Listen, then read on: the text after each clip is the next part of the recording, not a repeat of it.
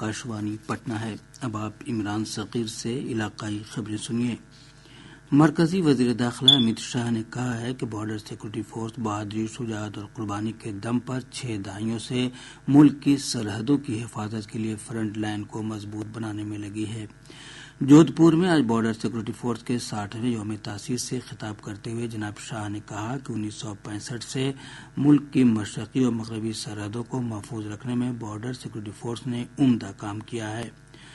انہوں نے کہا کہ بارڈر سیکورٹی فورس کے بغیر ملک کی بڑھتی سلامتی ضرورتوں کو پورا کرنا ناممکن ہے۔ وزیر داخلہ نے کہا کہ وزیر اعظم نریندر مودی کی قیادت میں ملک کے سلامتی تناظر میں بڑا بدلاؤ آیا ہے۔ جناب شاہ نے کہا کہ حکومت نے سرحد پر واقع گاؤں کے لیے جیونت گرام یوجنا شروع کی ہے، جس سے سرحدی گاؤں میں رہنے والے لوگوں کو وقار، روزگار اور سبھی بنیادی سہولتیں فراہم کرائی جا سکیں۔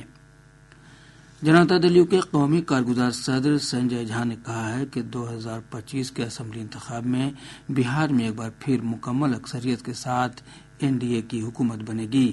آج کٹیہار میں منعقد پارٹی کے کارکنوں کی کانفرنس سے خطاب کرنے کے بعد انہوں نے کہا کہ NDA پوری طرح متحد ہے۔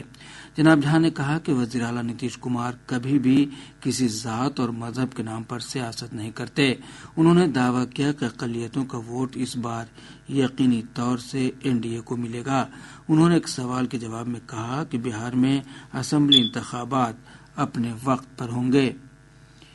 بہار قانون ساز کونسل کے ترہت گریجویٹ انتخابی حلقہ کے ضمنی انتخاب کی ووٹوں کی گنتی کل کی جائے گی۔ اس ضمنی انتخاب میں کل 18 امیدوار انتخابی میدان میں ہیں۔ ان میں جنتا دل یو کے ابھیشیک جھا، RJD کے گوپی کشن اور جن سوراج کے ونائک گوتم اہم ہیں۔ مشرقی چمپارن ضلع کے رام گڑھوا کے آمودئی میں ریپو راج رائس مل کے درجنوں ٹھکانوں پر محکمہ انکم ٹیکس کی چھاپے ماری میں کثیر مقدار میں کیش اور قیمتی سامان ملے ہیں۔ پچھلے جمعہ کو شروع ہوئی چھاپے ماری 2 دنوں تک چلی۔ میسرس ریپو راج ایگرو پرائیویٹ لمیٹڈ نام سے بہار کے رکسول میں غیر باسمتی چاول ملنگ کے مالک رامیشور پرساد گپتا اہم صنعت کاروں میں شامل ہیں۔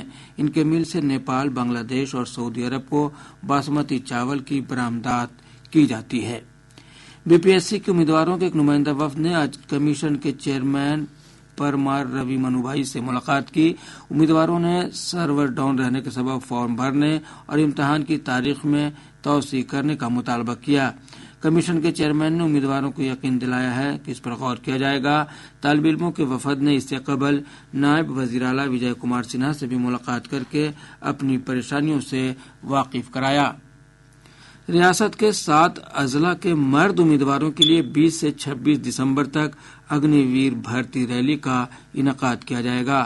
فوجی بھرتی دفتر کے مطابق ریلی میں پٹنہ، بکسر، بھوجپور، سیوان، سارن، گوپال گنج اور ویشالی ضلع کے امیدوار حصہ لیں گے۔ اگنی ویر جنرل ڈیوٹی کے مرد امیدواروں کے لیے 20 سے 24 دسمبر تک، جبکہ ٹیکنیکل آفس اسسٹنٹ اور SKT مرد اگنی ویروں کے لیے بھرتی ریلی 25 دسمبر کو ہوگی۔ ان اضلاع کے 8ویں اور 10ویں پاس امیدوار اگنی ویر ڈریس مین کے عہدے کے لیے 26 دسمبر کو بھرتی ریلی میں شامل ہوں گے۔ وہیں بہار جھارکھنڈ کی شارٹ لسٹ کی گئی خواتین امیدواروں کے لیے یہ ریلی 27 دسمبر کو ہوگی۔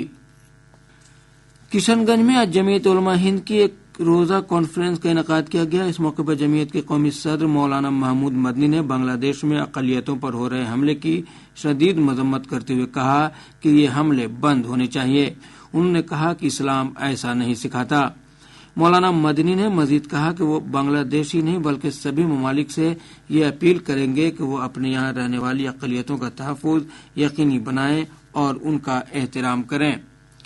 ریاست کے بیشتر حصوں میں تیز پچھوا ہوا کے سبب سردی میں اضافہ ہوا ہے۔ محکمہ موسمیات سے ملی اطلاع کے مطابق آج روہتاس کے ڈیری میں سب سے کم درجہ حرارت 7.5 ڈگری سیلسیس ریکارڈ کیا گیا۔